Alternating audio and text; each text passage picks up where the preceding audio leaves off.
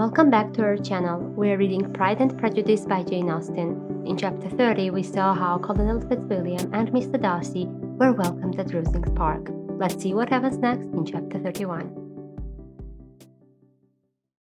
Colonel Fitzwilliam's manners were very much admired at the parsonage, and the ladies all felt that he must add considerably to the pleasures of their engagements at Rosings. It was some days, however, before they received any invitation thither, for while there were visitors in the house, they could not be necessary, and it was not till Easter Day, almost a week after the gentleman's arrival, that they were honoured by such an attention, and then they were merely asked on leaving church to come there in the evening. For the last week they had seen very little of Lady Catherine or her daughter. Colonel Fitzwilliam had called at the parsonage more than once during the time, but Mr. Darcy they had seen only at church. The invitation was accepted, of course, and at the proper hour they joined the party in Lady Catherine's drawing-room. Her ladyship received them civilly, but it was plain that their company was by no means so acceptable as when she could get nobody else, and she was, in fact, almost engrossed by her nephew speaking to them, especially to Darcy, much more than to any other person in the room. Colonel Fitzwilliam seemed really glad to see them. Anything was a welcome relief to him at Rosings, and Mrs. Collins's pretty friend had moreover caught his fancy very much.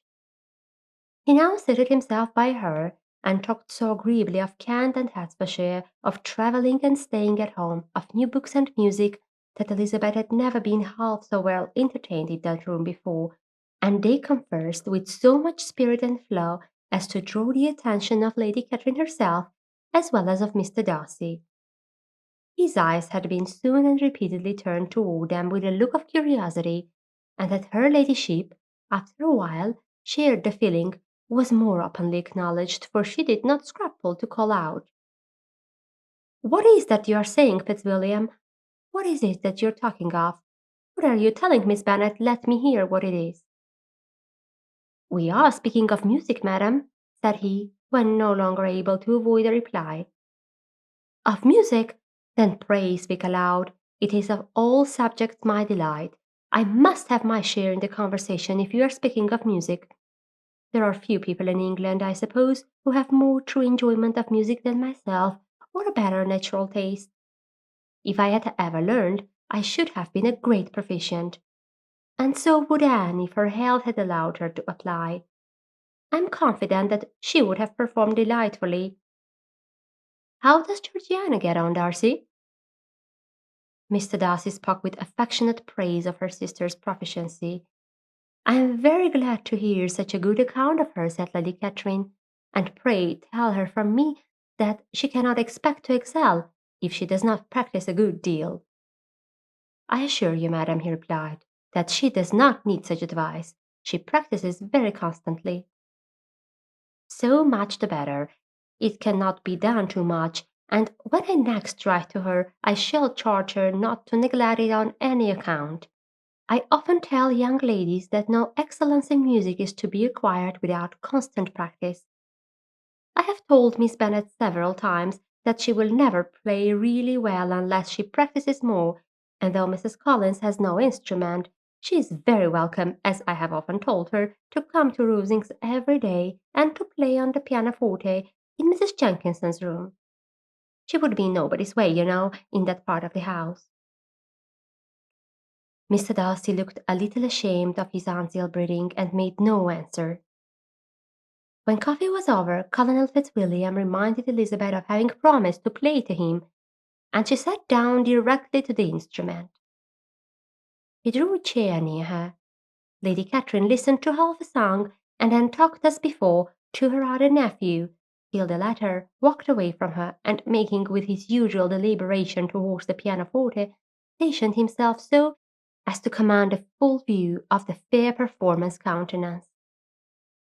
Elizabeth saw what he was doing, and at the first convenient pause turned to him with an arch smile and said, "You mean to frighten me, Mr. Darcy, by coming in all this state to hear me?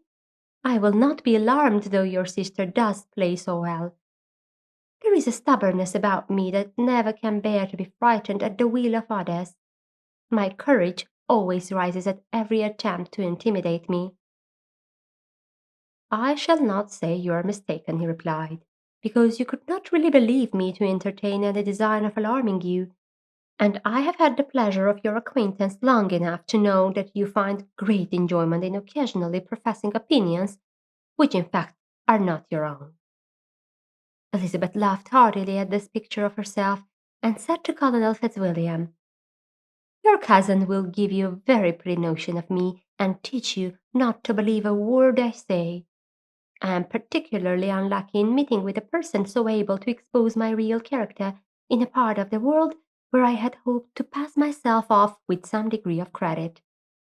Indeed, Mr. Darcy, it is very ungenerous in you to mention all that you knew to my disadvantage in Hertfordshire, and give me leave to say, very impolitic too, for it is provoking me to retaliate, and such things may come out as will shock your relations to hear."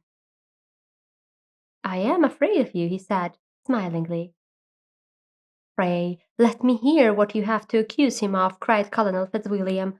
"I should like to know how he behaves among strangers." "You shall hear, then, but prepare yourself for something very dreadful. The first time of my ever seeing him in Hertfordshire, you must know, was at a ball.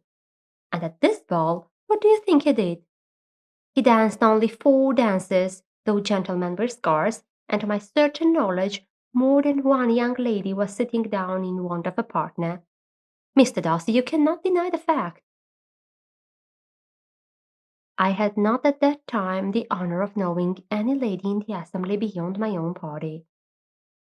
"True, and nobody can ever be introduced in a ballroom. Well, Colonel Fitzwilliam, what do I play next? My fingers wait your orders." "Perhaps," said Darcy, "I should have judged better had I sought an introduction, but I am ill qualified to recommend myself to strangers." "Shall we ask your cousin the reason of this?" said Elizabeth, still addressing Colonel Fitzwilliam. "Shall we ask him why a man of sense and education, and who has lived in the world, is ill qualified to recommend himself to strangers?" "I can answer your question," said Fitzwilliam, "without applying to him. It is because he will not give himself the trouble. I certainly have not the talent which some people possess," said Darcy, "of conversing easily with those I have never seen before. I cannot catch their tone of conversation, or appear interested in their concern, as I often see done." "My fingers," said Elizabeth, "do not move over this instrument in the masterly manner which I see so many women's do. They have not the same force or rapidity, and do not produce the same expression. But then I have always supposed it to be my own fault because I will not take the trouble of practising. It is not that I do not believe my fingers as capable as any other woman's of superior execution." Darcy smiled and said, "You are perfectly right. You have employed your time much better. No one admitted to the privilege of hearing you can think anything wanting. We neither of us perform to strangers." Here they were interrupted by Lady Catherine, who called out to know what they were talking of. Elizabeth immediately began playing again. Lady Catherine approached, and after listening for a few minutes, said to Darcy, "Miss Bennet would not play at all amiss if she practised more, and could have the advantage of a London master. She has a very good notion of fingering, though her taste is not equal to Anne's. Anne would have been a delightful performer, had her health allowed her to learn." Elizabeth looked at Darcy to see how cordially he assented to his cousin's praise, but neither at that moment nor at any other could she discern any symptom of love, and from the whole of his behaviour to Miss de Bourgh she derived this comfort for Miss Bingley, that he might have been just as likely to marry her had she been his relation. Lady Catherine continued her remarks on Elizabeth's performance, mixing with them many instructions on execution and taste. Elizabeth received them with all the forbearance of civility, and at the request of the gentleman remained at the instrument till her ladyship's carriage was ready to take them all home. this much for today. Stay tuned to our channel to see what happens next. Goodbye.